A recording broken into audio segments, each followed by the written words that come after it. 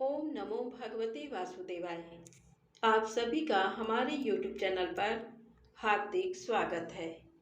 आज वैशाख मास में आइए सुने ब्राह्मण और धर्मराज की संवाद कथा। साथ में सुनेंगे तुलसी माता की कहानी।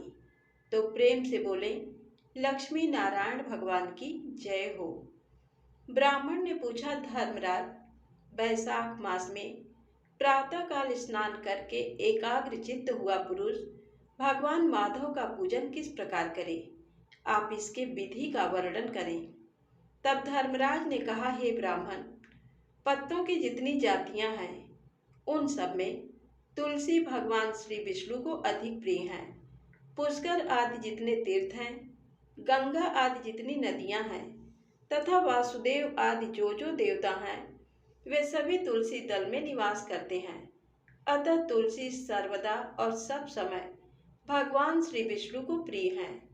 कमल और मालती का फूल छोड़कर तुलसी का पत्ता ग्रहण करें और उसके द्वारा भक्ति पूर्वक माधव की पूजा करें। उसके पुण्य फल का पूरा पूरा वर्णन करने में शेष भी समर्थ नहीं है।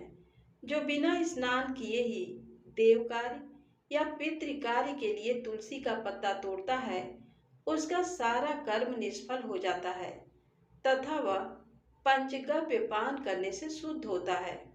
जैसे हर्रय बहुतेरे रोगों को तत्काल हर लेती है, उसी प्रकार तुलसी दरिद्रता और दुख भोग आदि से संबंध रखने वाले अधिक से अधिक पाप को भी शीघ्र ही दूर कर देती है।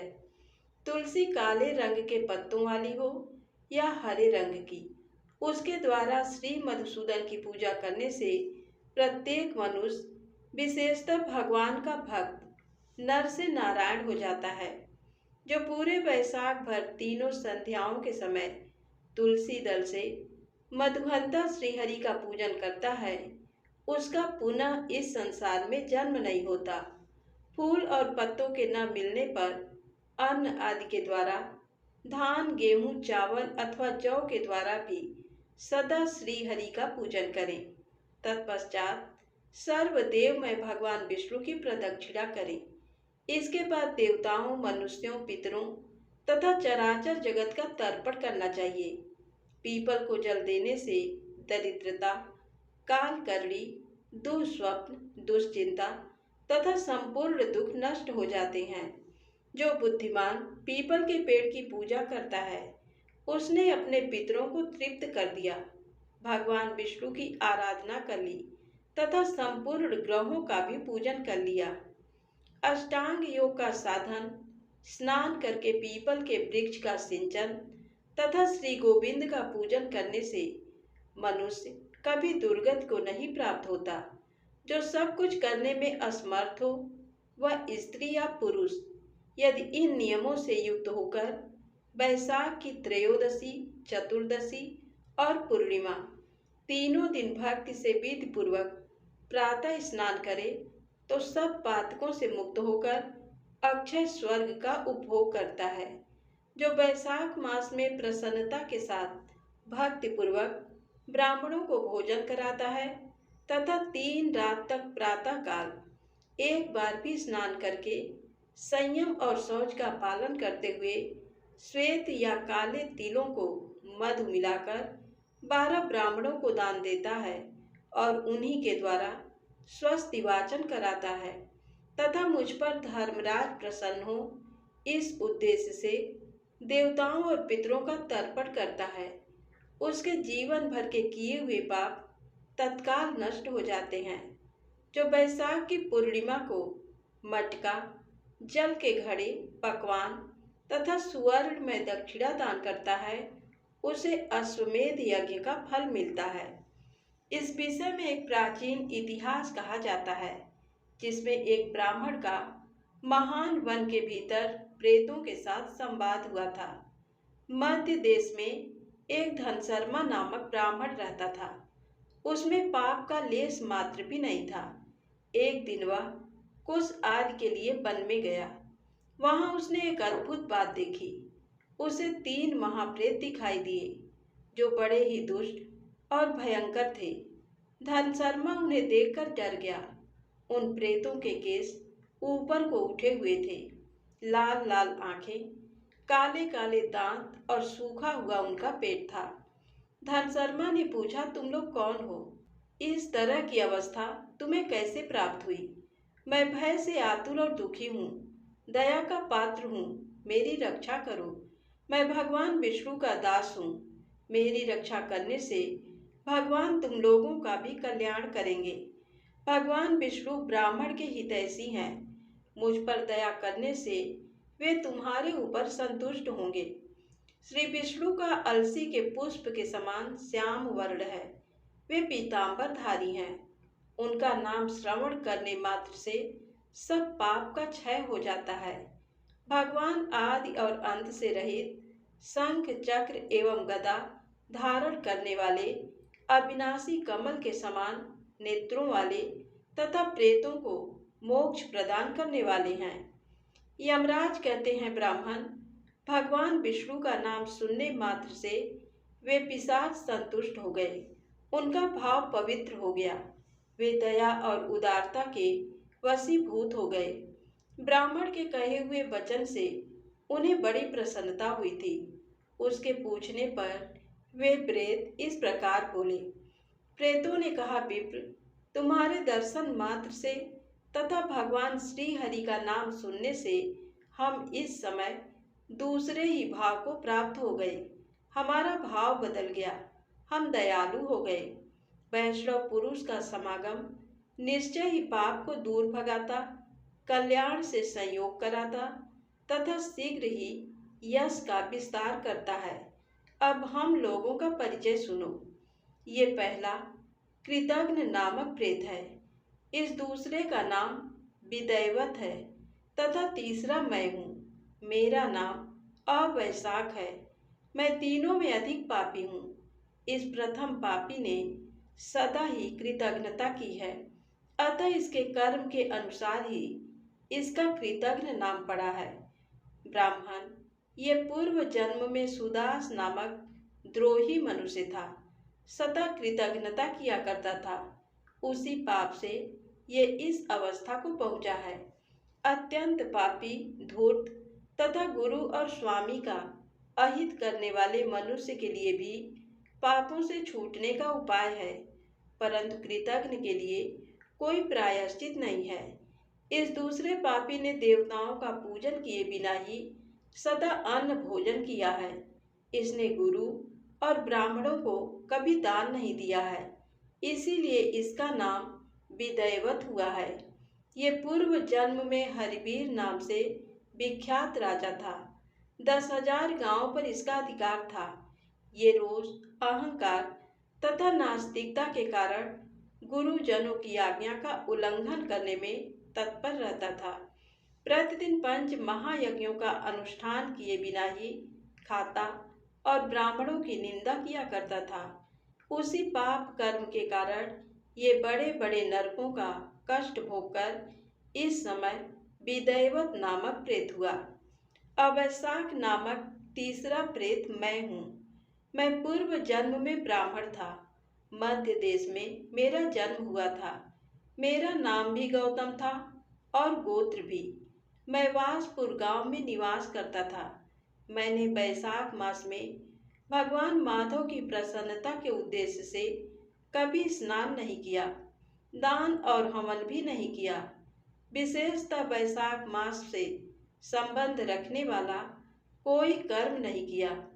वैशाख में भगवान मधुसूदन का पूजन नहीं किया तथा विद्वान पुरुषों को दान आदि से संतुष्ट नहीं किया। वैशाख मास की एक भी पूर्णिमा को, जो पूर्ण फल प्रदान करने वाली है, मैंने स्नान, दान, शुभ कर्म, पूजा तथा पुण्य के द्वारा उसके व्रत का पालन नहीं किया।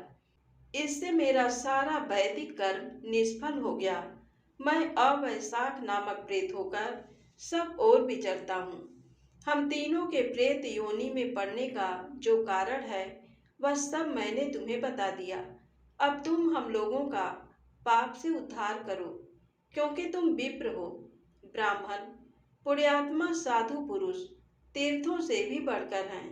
वे शरण में आए हुए महान पापियों को भी नरक से तार देते हैं।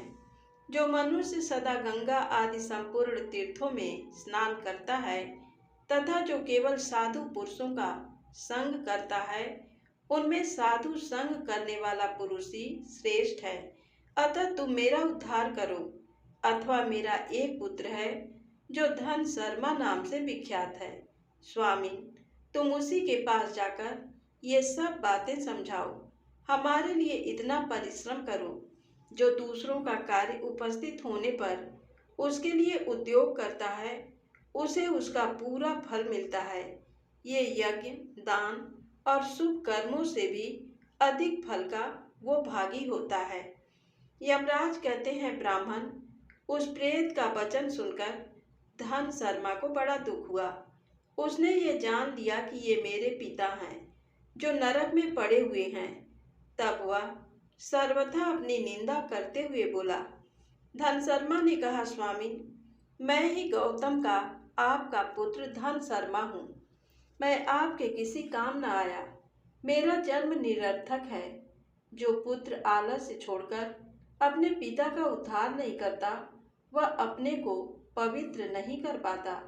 जो इस लोक और परलोक में भी सुख का विस्तार कर सके, वही संतान या तनय माना गया है। इस लोक में धर्म की दृष्टि से पुरुष के दो ही गुरु हैं, पिता और माता। इनमें भी पिता ही श्रेष्ठ है, क्योंकि सर्वत्र बीज की ही प्रधानता देखी जाती है। पिताजी, क्या करूं, कहाँ जाऊं, कैसे आपकी गति होगी? मैं धर्म का तत्व नहीं जानता, केवल आपकी आज्ञा का पालन करूंगा।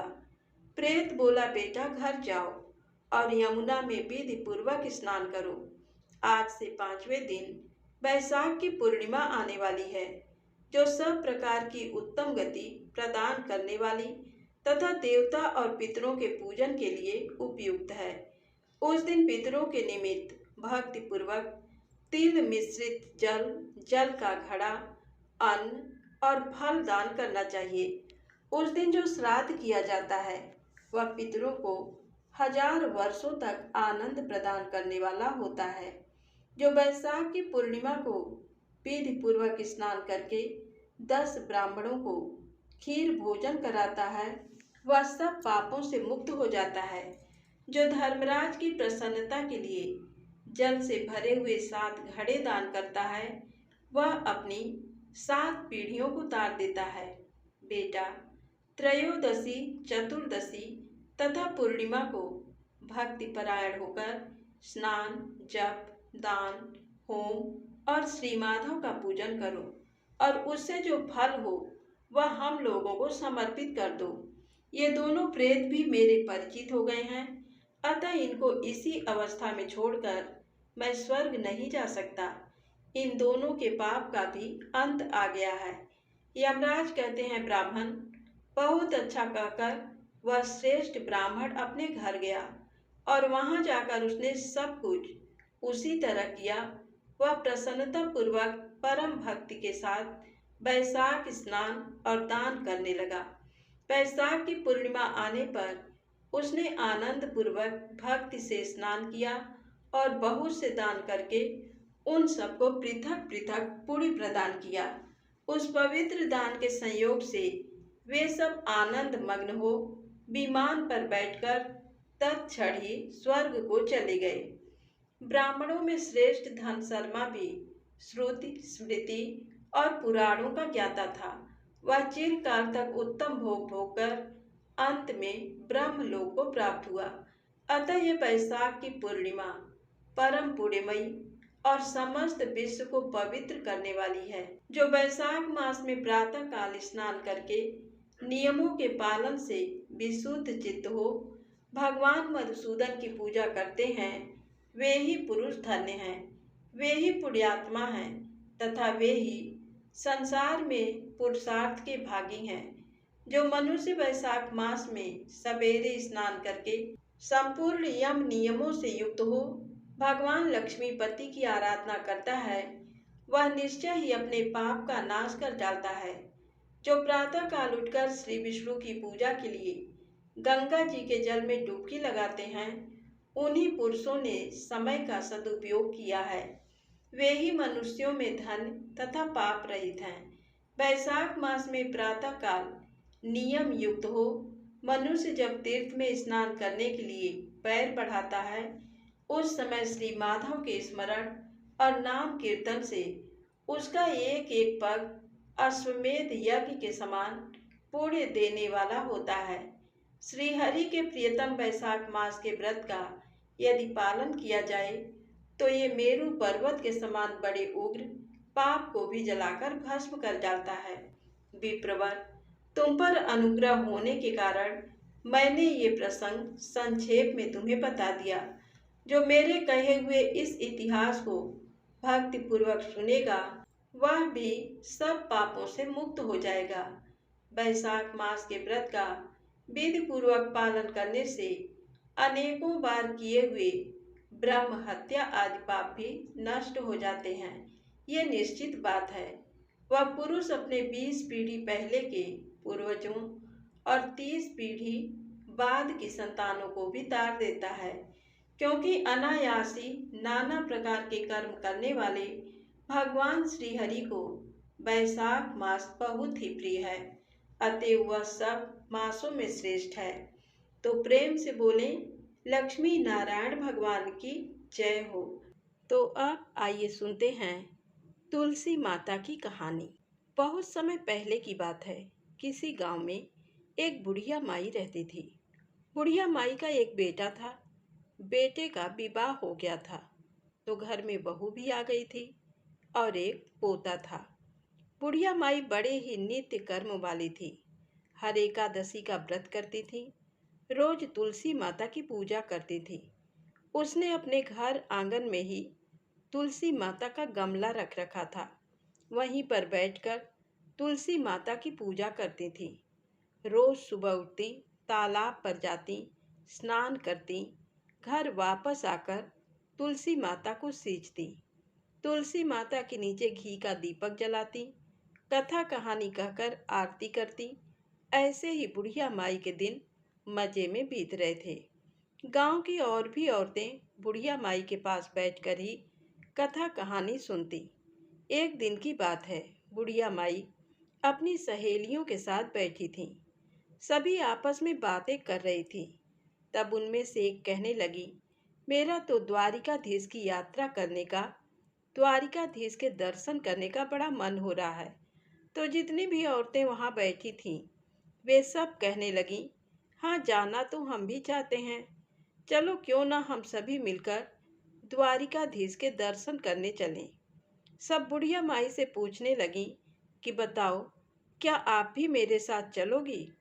अब बुढ़िया माई ने सोचा कि मन तो मेरा भी बहुत है द्वारिकाधीश के दर्शन करने का, लेकिन मैं ऐसे कैसे हाँ कर दूं? पहले तो पूछना पड़ेगा, तब कहना पड़ेगा। तो बुढ़िया माई अपनी संग सहेलियों से कहने लगी कि मैं तुमसे अभी कुछ नहीं कह सकती। शाम को मेरा बेटा आएगा, उससे पूछ लूँगी, तब मैं तुम्हें कल बता दूंगी। तो सभी औरतें चली गईं। शाम को बुढ़िया माई का बेटा जब घर पर आया तो बुढ़िया माई अपने बेटे से कहने लगी, बेटा, मेरा तो द्वारिकाधीश के दर्शन करने का मन कर रहा है। मेरी सारी सखी सहेलियां द्वारिकाधीश की यात्रा पर जा रही हैं। मेरा भी बड़ा मन है। तो बेटा कहने लगा कि कोई बात नहीं माँ, अगर आपका मन कर रहा है द्वारिकाधीश के दर्शन करने का तो आप भी चले जाओ। मैं आपकी यात्रा का सारा प्रबंध कर दूंगा। बेटे के मुंह से ऐसी बात सुनकर बुढ़िया माई तो खुश हो गई। द्वारिकाधीश का धन्यवाद करने लगी और कहने लगी, बेटा, लेकिन केवल इतनी बात नहीं है, मुझे एक बात की और चिंता है। तो बेटा बोला, माँ बताओ, आपकी क्या चिंता है? तो माँ कहने लगी, बेटा, मैं तो द्वारिकाधीश की यात्रा पर चली जाऊंगी। कम से कम मुझे 4-5 दिन लगेंगे। तो ऐसे में तुलसी जी की सेवा कौन करेगा? उन्हें जल से कौन सींचेगा? दिया कौन जलाएगा? तो बेटा कहने लगा, माँ, इसमें चिंता करने की क्या बात है? तुम्हारी बहू है ना, वही तुलसी माता की सेवा करेगी। घर का सारा काम भी तो करती है, तो तुलसी माता में जल भी दे देगी, दिया भी जला देगी और तुलसी माता की पूजा भी कर लेगी। तो बुढ़िया माई कहने लगी, बेटा तू कह तो रहा है, लेकिन बहू ने कभी पूजा पाठ किया नहीं है। तू एक बार पूछ करा कि क्या वह मेरी तुलसी माता की पूजा कर लेगी। तो बेटा कहने लगा, ठीक है माँ, तुम्हारी तसल्ली के लिए मैं तुम्हारी बहू से पूछ कर आता हूँ। अब बुढ़िया माई का बेटा अपनी पत्नी के पास गया और जाकर बोला कि मेरी माँ द्वारिकाधीश की यात्रा पर जाना चाहती है, लेकिन उन्हें चिंता है कि उनके पीछे से तुलसी माता की पूजा सेवा कौन करेगा। क्या तुम तुलसी माता की पूजा कर लोगी? तो बहू ने मन ही मन सोचा कि अगर मैंने मना किया तो मेरे पति ही मुझसे नाराज हो जाएंगे। तो वह अनमने मन से कहने लगी, हाँ हाँ, क्यों नहीं करूँगी, घर का सारा काम करूँगी, तो तुलसी माता की पूजा करने में मुझे भला क्या परेशानी होगी। अपनी पत्नी की बात सुनकर बेटा भी खुश हो गया। अपनी माँ के पास आकर बोला कि माँ, देखा, मैंने कहा था ना, तुम बेकार की चिंता कर रही हो। तुम्हारी बहू ने कहा है कि मैं तुलसी माता की पूजा और सेवा कर लूँगी। अब बुढ़िया माई भी खुश हो गई। बेटा बहू को खूब आशीर्वाद देने लगी। बुढ़िया माई की द्वारिकाधीश यात्रा की तैयारियां होने लगी। बेटे ने अपनी पत्नी से कहा कि मेरी माँ यात्रा पर जा रही है, कुछ अच्छा सा खाने का सामान बना दो, कुछ लड्डू बना दो, सुहाली बना दो, मठरी बना दो, कुछ ऐसा सामान बना दो कि मेरी माँ को अगर रास्ते में भूख लगे तो वहीं पर रुककर विश्राम करे और खाना खा ले। अब इतना सुनते ही तो उसकी पत्नी खूब जल भुन गई और सोचने लगी कि मुझे तो कहीं आने जाने देते नहीं हैं, मुझे तो मायके भी नहीं जाने देते, और देखो यहाँ मेरी सासू जी 4-5 दिन की यात्रा पर जा रही हैं। यात्रा पर जा रही हैं वह तो ठीक है, इनकी पूजा पाठ का काम भी मैं ही करूं, इनके जाने की तैयारी भी मैं ही करूं। लेकिन अपने पति से कुछ नहीं बोली और कहने लगी कि हाँ जी, ठीक है, मैं माँ के लिए गोंद गिरी बादाम काजू के लड्डू बना दूंगी। अब बेटे ने सुना तो खुश हो गया। अब अगले दिन बेटा तो सुबह नौकरी पर चला गया। अब सास बहू दोनों यात्रा की तैयारियां कर रही थी।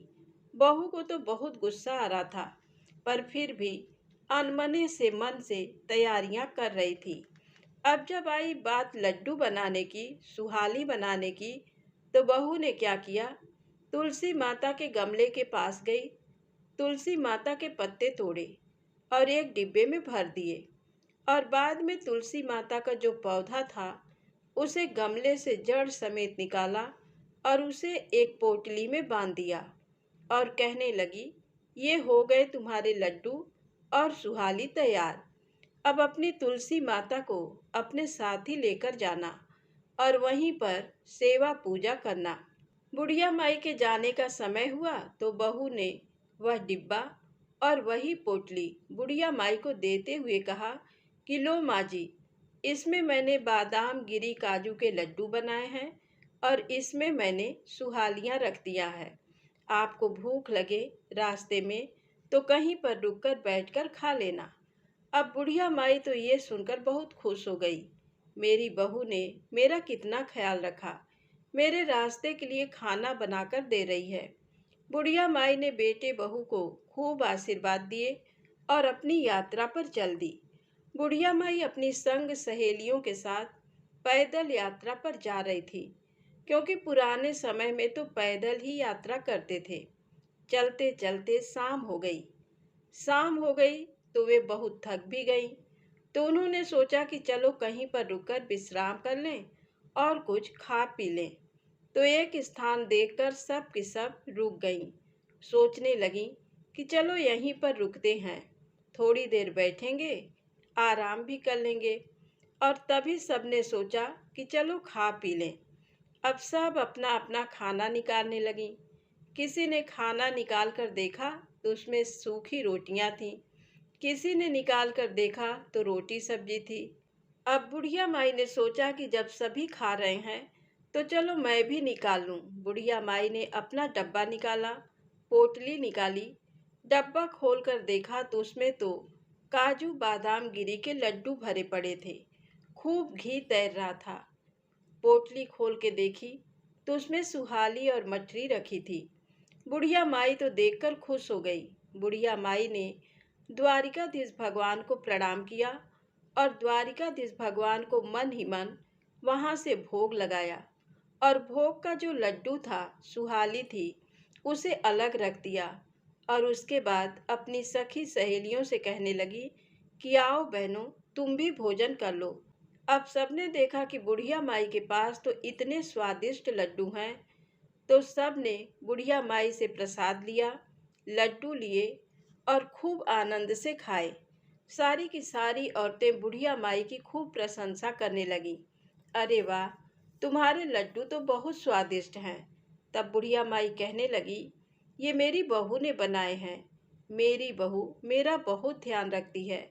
उसने सोचा कि 4-5 दिन की यात्रा पर माँ जाएंगी तो रास्ते में क्या खाएंगी, तो मुझे लड्डू और सुहाली बनाकर दिए हैं। तो सारी की सारी औरतें बुढ़िया माई की बहू की प्रशंसा करने लगीं। अरे वाह, तुम्हारे घर में तो इतनी अच्छी बहू आई है।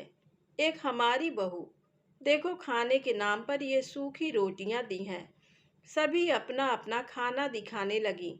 अब बुढ़िया माई को अपने भाग्य पर बड़ा गर्व हो रहा था। उसे लग रहा था भगवान द्वारिकाधीश की कृपा से ही मुझे ऐसी बहू मिली है, ऐसा बेटा मिला है जो मेरी इतनी परवाह करता है। तो बुढ़िया माई ने अपने बेटे बहू को खूब आशीर्वाद दिया और फिर द्वारिकाधीश भगवान का गुणगान करते हुए, तुलसी माता के भजन गाते हुए सारी सहेलियां आगे चलने लगीं। चलते चलते 1-2 दिन में द्वारिकाधीश पहुंच गई। द्वारिकाधीश पहुंची तो शाम का समय था। मंदिर में बहुत लंबी लंबी लाइन लगी हुई थी।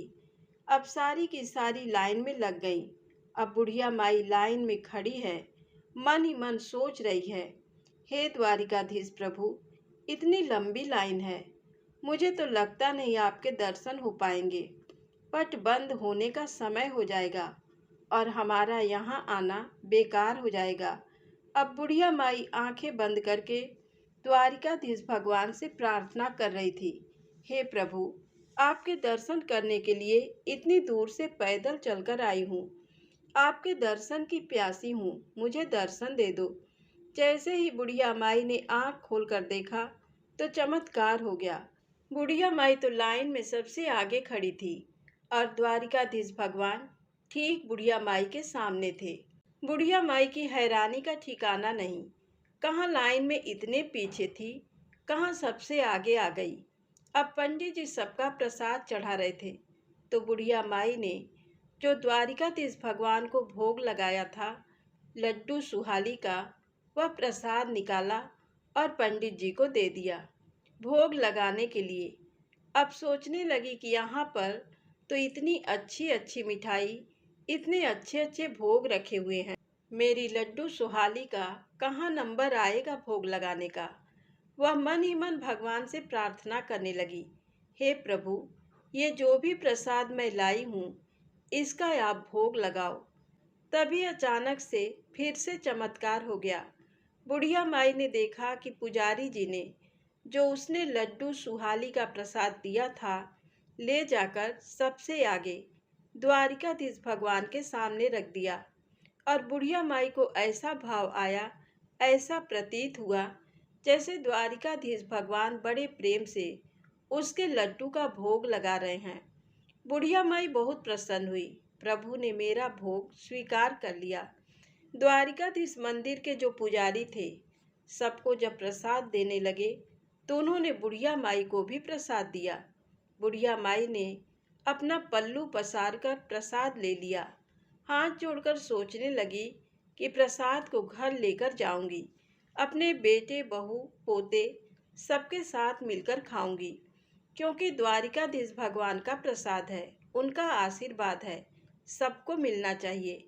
तो उसने वह प्रसाद जो डिब्बा लेकर आई थी, जिसमें लड्डू भर के लाई थी, उसी में रख दिया।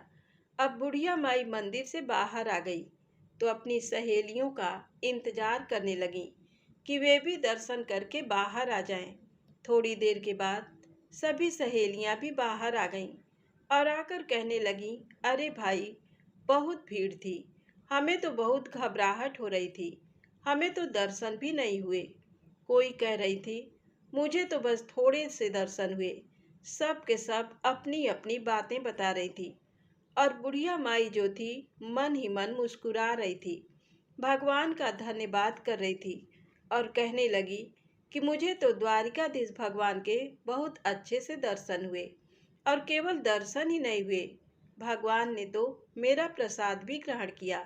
इस तरह से बुढ़िया माई अपनी सहेलियों के साथ द्वारिकाधीश भगवान की यात्रा करके अपने गांव की तरफ वापस चल दी।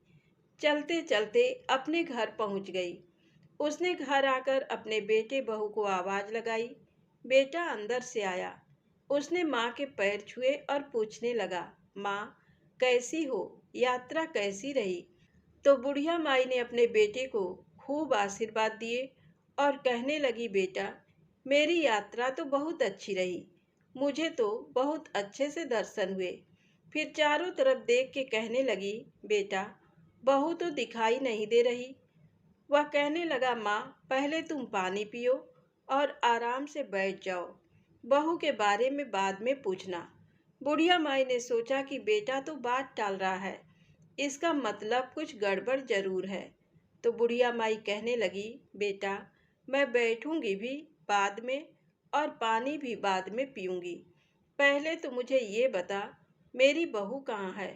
तो बेटा कहने लगा, माँ मैंने उसे घर से निकाल दिया। तो बुढ़िया माई बोली कि बेटा ये तूने क्या किया? मैं जो द्वारिकाधीश की यात्रा पर गई तो तूने पीछे से बहू को घर से निकाल दिया। ऐसा क्या हो गया था जो तूने मेरी बहू को निकाल दिया? मेरी बहू तो बहुत संस्कारी थी, इतनी अच्छी थी। तो बेटा कहने लगा कि माँ तुम अपने बहू को नहीं जानती, उसने तेरे साथ बहुत बड़ा धोखा किया है। मैंने उसे कहा था कि मेरी माँ यात्रा पर जाएगी तो उसके लिए खाने का सामान बना देना। उसने क्या किया कि तुलसी के पत्ते तोड़ तोड़ कर डिब्बे में भर कर रख दिए। तो बुढ़िया माई कहने लगी कि नहीं बेटा, मैंने डिब्बा खोलकर देखा तो उसमें तो काजू बादाम के लड्डू थे। वे लड्डू मैंने भी खाए हैं और अपनी सहेलियों को भी खिलाए हैं। वह कहने लगा कि नहीं माँ, उसने मुझसे खुद कहा है कि मैंने आंगन से तुलसी के पत्ते तोड़कर जो है डिब्बे में भरे थे और वही माँ को दिए हैं। अब बुढ़िया माई सोचने लगी कि अच्छा, ये तो तुलसी माता का चमत्कार है, तुलसी माता की कृपा है जो उन पत्तों के लड्डू बन गए थे। तो बेटे से कहने लगी कि कोई बात नहीं बेटा, बहू ने ऐसा किया, उसने गलती की, लेकिन उसी कारण मुझे द्वारिकाधीश भगवान के दर्शन भी हुए। बेटा मेरे साथ तो इतने चमत्कार हुए हैं कि मैं तुझे क्या बताऊं। जब मैं द्वारिकाधीश के दर्शन करने के लिए मंदिर में गई तो लाइन में बहुत पीछे खड़ी थी। मैंने द्वारिकाधीश भगवान से आंखें बंद करके प्रार्थना की। बेटा तो यकीन नहीं करेगा, मैं भीड़ में सबसे आगे हो गई, लाइन में सबसे आगे खड़ी थी। द्वारिकाधीश भगवान ठीक मेरे सामने थे और बेटा मेरे डिब्बे में एक तुलसी जी का पत्ता था और एक लड्डू जो मैंने भगवान को भोग लगाया था।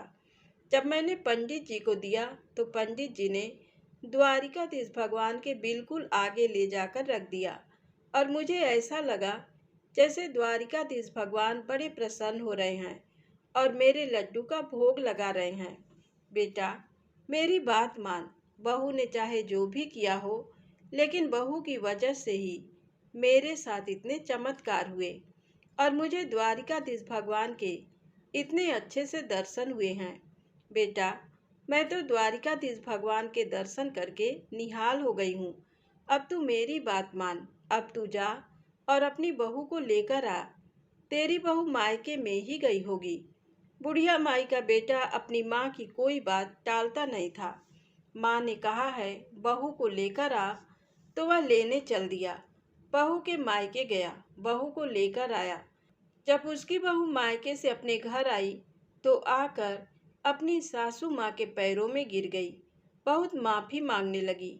तो बुढ़िया माई कहने लगी कि बहू, मैंने तो तुझे कब का माफ कर दिया। तेरे ही कारण मुझे भगवान के दर्शन हुए हैं। तूने तुलसी माता के पत्ते मुझे डिब्बे में भर कर दिए हैं, उन्हीं की लड्डू बन गए, और इसी कारण द्वारिकाधीश भगवान ने मेरा भोग स्वीकार किया, क्योंकि बिना तुलसी के तो भगवान भोग स्वीकार ही नहीं करते हैं। देख, मैंने तो तुझे माफ कर दिया। अगर तुझे माफी मांगनी है तो तुलसी माता से मांग। अब बहू तुलसी माता से माफी मांगने लगी। अभी बुढ़िया माई अपनी बहू से बात कर ही रही थी, कितने में बुढ़िया माई के पोता खेलता हुआ वहीं पर आ गया और जोर जोर से कहने लगा, दादी आ गई, दादी आ गई। तो वह कहने लगा, दादी आप मेरे लिए क्या लाई हो? तो बुढ़िया माई कहने लगी, बेटा मैं तेरे लिए द्वारिकाधीश भगवान का प्रसाद लेकर आई हूँ। और इतना कहते हुए बुढ़िया माई ने जो प्रसाद का डिब्बा था, जिस डिब्बे में प्रसाद रखा था, उसे खोलने लगी। खोलकर उसमें हाथ डाला, लेकिन ये क्या, प्रसाद की जगह बुढ़िया माई के हाथ में तो कुछ और ही आ गया। बुढ़िया माई ने अपना हाथ बाहर निकाल कर देखा तो उनके हाथ में तो हीरे मोती जगमगा रहे थे। बुढ़िया माई देखकर हैरान हो गई। बुढ़िया माई ने डिब्बे में झांक कर देखा तो देखा उनका डिब्बा तो पूरा हीरे मोती से भरा पड़ा था।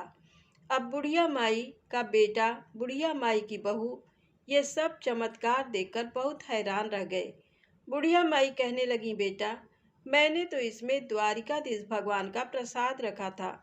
ये तो तुलसी माता की, द्वारिकाधीश भगवान की कृपा है कि मेरा ये डिब्बा हीरे मोती से भर गया है। अब बुढ़िया माई की बहू तुलसी माता से माफ़ी मांगने लगी।